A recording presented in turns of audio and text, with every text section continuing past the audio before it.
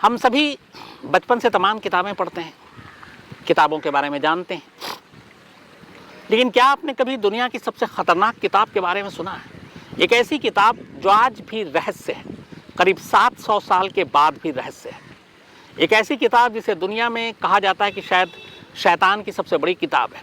एक ऐसी किताब जिसके बारे में ये कहा जाता है कि ये जिसके पास आया उसका दिमागी संतुलन खराब हो गया, वो पागल हो गया या फिर उसकी जान चली गई। एक ऐसी किताब जिसमें लिखे हुए अक्षर, कई जो चश्मदीद थे उन्होंने कहा कि जब उन्होंने किताब को पढ़ना शुरू किया तो वो अक्षर हवा में तैरते हुए नजर आए और उन अक्षरों में शोले थे, आग से लिपटी हुई थी और आग लगे हुए थे उन अक्षरों में, उस शब्दों में, उन हरफों पे। तो ये इस किताब की कहानी है और ये कोई कहानी नहीं, हकीकत है, क्योंकि ये किताब आज भी इसी दुनिया के एक देश के एक शहर में बाकायदा लाइब्रेरी में रखी हुई है। तो इसलिए इसमें कोई ऐसी बात नहीं कि ये सिर्फ कहानियों में है या फिर झूठी चीज़ होगी, बिल्कुल भी नहीं है। ये किताब एक हकीकत है, एक सच्चाई है और ये किताब आज भी एक लाइब्रेरी में है। इस किताब के बारे में पूरी दुनिया में तमाम लोगों के पास जानकारी भी है। लेकिन कहते हैं कि ये किताब शैतान ने लिखी है। अब यहाँ पे सोचने की बात हो जाती कि क्या कोई किताब शैतान लिख सकता है?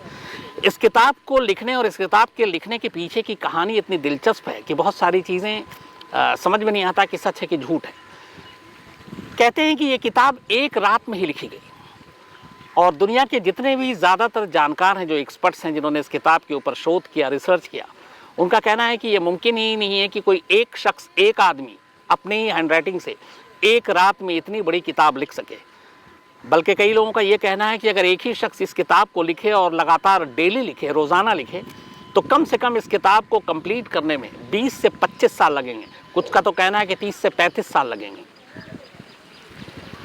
ये किताब कागज़ के ऊपर नहीं लिखी गई, ये किताब चमड़े के ऊपर, जानवर के चमड़े के ऊपर, बल्कि कहते हैं कि इसके लिए गधे का चमड़ा इस्तेमाल किया गया था और उसके ऊपर लिखी गई और पूरी एक रात में ये किताब लिख दी गई। और यही चीज़ दुनिया मानने को तैयार नहीं है कि एक रात में इतनी बड़ी किताब कोई लिख सकता है। अब ये किताब है क्या? तो एक होली बाइबल है, ये आप सब जानते हैं। बाइबल में सारी अच्छी चीज़ें हैं और क्रिश्चियन का ये एक होली बुक है और बाइबल के बारे में शायद बताने की ज़रूरत नहीं है। इस किताब का नाम डेविल बाइबल है। डेविल बाइबल यानी कि शैतान की किताब। और ये किताब एक और नाम से भी पूरी दुनिया में मशहूर है और वो है कोडेक्स गिगास। तो डेविल बाइबल और कोडेक्स गिगास इस किताब का नाम है।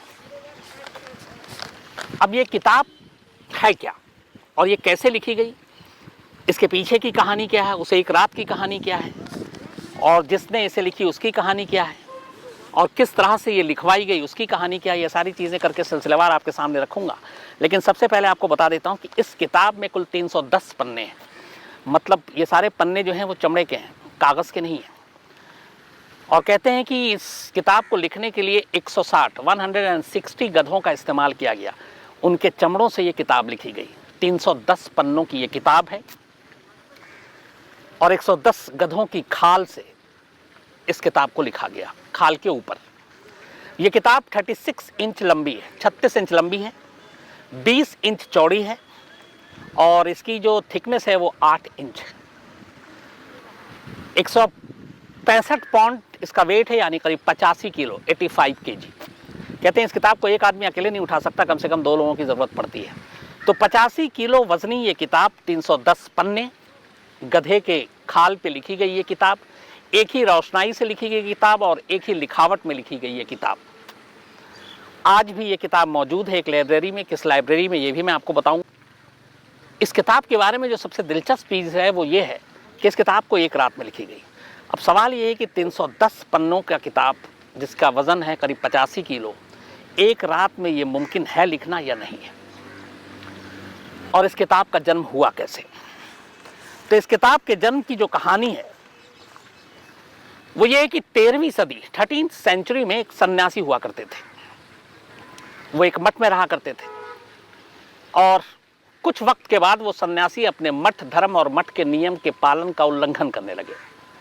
ये बात फैली वहाँ के राजा तक और इसके बाद ये हुआ कि मठ धर्म और मठ के नियम का उल्लंघन करना जुर्म था और ये सन्यासी जिनको सन्यास का सारा पालन करना चाहिए था उन्होंने नहीं किया। इससे पूरे मठ का जो नियम है वो खतरे में आ गया। तो इस मामले को बहुत गंभीरता से लिया गया और इसी के बाद इस सन्यासी को उस वक्त के राजा के सामने पेश किया गया। ये चेक गणराज्य की बात है, चेक रिपब्लिक, चेकोस्लोवाकिया जिसे अभी हम कहते हैं जो देश है, ये वहाँ की कहानी है। तो ये सन्यासी जब इसने सारे नियम तोड़े, बात राजा तक पहुँची, राजा ने सारी चीज़ें सुनी, पता किया, जांच कमेटी बैठी। इसके बाद ये जांच रिपोर्ट आई कि हाँ, इस सन्यासी ने सन्यास के धर्म का और मठ के नियम का उल्लंघन किया है और इससे पूरी मठ और सन्यास जो लोग हैं सन्यासी वो बदनाम हो रहे हैं। इसी के बाद राजा ने फिर अपना फैसला सुनाया और फैसला ये था कि इस सन्यासी को जिंदा दीवार में चुनवा दिया जाए। इसमें दो चीज़ें, एक जगह पे है कि दीवार में और एक जगह है कि जिंदा ताबूत में इसको बंद कर दिया जाए। ये सज़ा सुनाई गई, मतलब सन्यासी का मरना तय था। अब कहानी आगे ये है कि फिर इस सन्यासी ने अपनी जान बचाने के लिए राजा के सामने एक प्रपोजल रखा, एक प्रस्ताव। और प्रपोजल ये था कि उसने कहा कि वो एक ऐसी किताब लिखेगा जो पूरी मानव जाति के लिए बेहद अच्छी किताब होगी और ये किताब ख़ास तौर पर मठ को हमेशा के लिए गौरवान्वित कर देगा। जिस मठ के नियम का उल्लंघन करने की वजह से मठ बदनाम हुआ, इस सन्यासी ने राजा के सामने कहा कि उसे एक मौका दिया जाए, उसे ज़िंदगी दी जाए और वो अपनी इस गलती को सुधारेगा और वो एक ऐसी किताब लिखेगा जो पूरे मानव जाति की भलाई के लिए होगी और मठ के लिए ये एक बेमिसाल किताब होगी।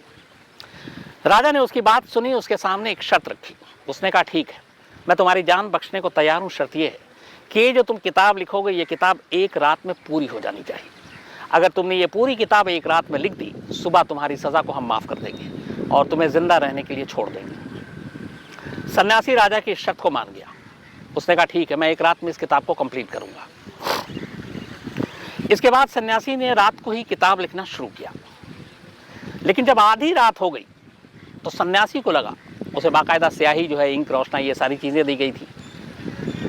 आधी रात के बाद सन्यासी को लगा कि ये नामुमकिन है कि वो सुबह तक अपनी इस किताब को पूरी कर ले, वो लिख नहीं पाएगा। अब उसे लगा कि अगर वो लिख नहीं पाएगा तो फिर मौत तय है और सज़ा उसको मिलनी है, क्योंकि राजा के साथ शर्त यही है। तो आधी रात के बाद लिखते लिखते सन्यासी ने हार मान ली और उसने कहा कि ये किताब पूरी नहीं कर पाएगा। अब उसके सामने दो रास्ता था, सुबह होने का इंतज़ार करना या फिर किताब को पूरी करना। उसने एक तीसरा रास्ता चुना। उसने रात को, आधी रात के बाद जब उसे लगा कि किताब पूरी नहीं हो पाएगी, उसने एक विशेष पूजा की, एक ख़ास। और इस ख़ास पूजा या विशेष प्रार्थना के दौरान उसने शैतान को बुलाया। चूँकि ये सन्यासी था, मठ था, पहुँचा हुआ था, तो इसने एक विशेष प्रार्थना और पूजा के ज़रिए एक शैतान को अपने पास बुलाया और उस शैतान के सामने एक प्रपोजल रखा। उसने कहा कि अगर वो ये मेरी किताब पूरी करा दे सुबह होने से पहले पहले, तो वो अपनी आत्मा उसे सौंप देगा शैतान को। मतलब सन्यासी अपनी आत्मा शैतान को सौंपने को तैयार था, बशर्ते शैतान इस किताब को लिखने में उसकी मदद करे और सुबह तक ये किताब पूरी कर दे। कहते हैं कि शैतान ने सन्यासी की इस बात को मान लिया। उसने कहा ठीक है, मैं ये किताब पूरी करूँगा। इसके बाद सुबह होती है और सुबह सन्यासी के सामने एक किताब रखी हुई थी, यही किताब, डेविल्स बाइबल। 310 पन्नों का किताब, 85 किलो वजन, गधे के खाल पे लिखा हुआ, एक ही रोशनाई से, एक ही लिखावट। लेकिन जब सन्यासी ने किताब के पन्ने पलटे तो पहले ही पन्ने पे शैतान का चित्र था। इसके अलावा सूरज और चांद की भी तस्वीरें थीं, स्वर्ग की भी तस्वीरें थीं। तो कुल मिलाकर इस किताब में भलाई और बुराई के बीच के फ़र्क को दिखाया गया था। लेकिन ये किताब शैतान की पूजा करने की लायक किताब थी। ये मतलब जो भी इस किताब को पढ़े वो शैतान को बेहतर माने, अच्छा माने। अब ये किताब पूरी हो गई और शर्त के हिसाब से सुबह किताब पूरी होने के बाद जब सन्यासी ने देखा, उसके बाद सन्यासी की आत्मा को उस शैतान ने अपने कब्जे में ले लिया। सन्यासी की मौत हो गई। अब ये किताब सुबह शर्त के हिसाब से राजा के लोग आते हैं सन्यासी के पास और ये किताब उन्हें मिलती है। पर कहते हैं कि जो लोग जैसे ही इस किताब को देखते हैं उनका दिमागी संतुलन बिगड़ना शुरू हो जाता है और धीरे धीरे करके इस किताब के चर्चे उसी दिन से शुरू हो जाते हैं। कुछ लोग जिन्होंने किताब को पढ़ने की कोशिश की, उन्होंने कहा कि उसके अक्षर हवा में आग से सुलगते हुए तैर रहे थे। कुछ लोगों ने शैतान की तस्वीरें देखी, उनके दिमाग में कुछ और उथल पुथल आ गया। तो ये पूरी जो किताब थी एक खतरनाक किताब थी, जिसको जो कोई भी पढ़ता उसके साथ अजीब सी दुर्घटना घटती। धीरे धीरे वक्त बीता, फिर इस किताब के बारे में अनुसंधान शुरू हुआ। तो ये था कि एक रात में ये किताब कैसे मुमकिन है, क्योंकि उसकी जो रोशनाई थी और जो लिखावट थी वो एक ही थी। ये तय था कि ये किताब एक ही आदमी ने एक ही हाथ से लिखा है, कि ये किताब एक ही आदमी ने एक ही हाथ से लिखा है। एक रात में ये किताब कैसे मुमकिन है, क्योंकि उसकी जो रोशनाई थी और जो लिखावट थी वो एक ही थी। ये तय था कि ये किताब एक ही आदमी ने एक ही हाथ से लिखा है।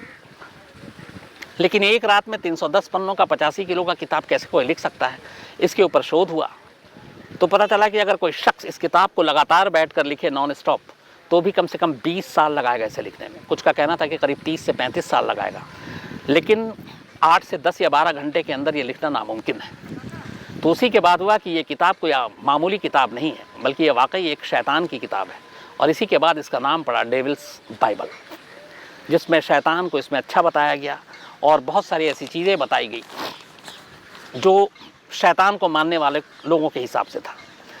इस किताब के बारे में इसके बाद बहुत सारी चीज़ें बातें होने लगी।